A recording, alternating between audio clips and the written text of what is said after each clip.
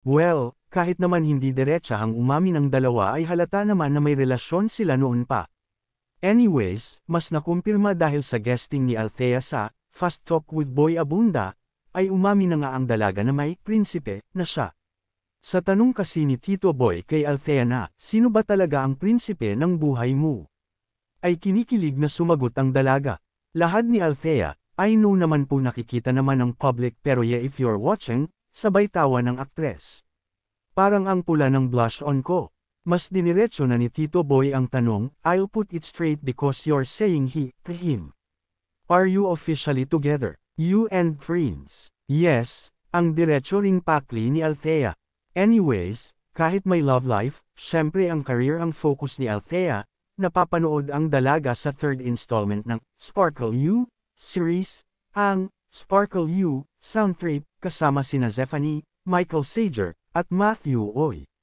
Speaking of Zephanie at Michael Sager, ano ang isyu na tila nagseselos raw si Zephanie sa closeness ni na Michael at Cassie Legaspi?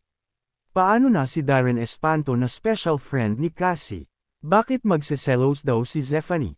Kasi nga noon pa sila nolly-linked sa isa't isa kasi nga the best of friends ang dalawa. At heto pa nga at partner sila sa Sparkle You Sound Trip. Ano naman ang connect ni na Michael at Cassie? Pareho silang hosts ng Toha ng Pinakamasaya, na dating Itbulaga. Nina Paulo Contis at Isko Moreno.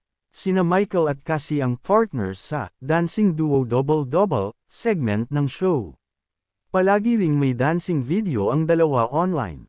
Kaya sa Fast Talk with Boy Abunda, pa rin ay nilinaw ni Zephanie ang selosan issue na ito. Lahad ni Zephanie, Tito Boy, actually siguro wala naman. Kasi kapag naman nakikita ko sila I feel like just, katulad po ng relationship namin ni Michael na yung genuineness ng friendship nila or whatever the relationship they have I can see it po. Dagdag pa ni Zephanie, siguro, I just really want to see Michael happy, and I'm happy to see him happy with Cassie. Tinanong naman ni Tito Boy si Zephanie kung mas gugustuhin ba niya na siya lamang ang espesyal para kay Michael.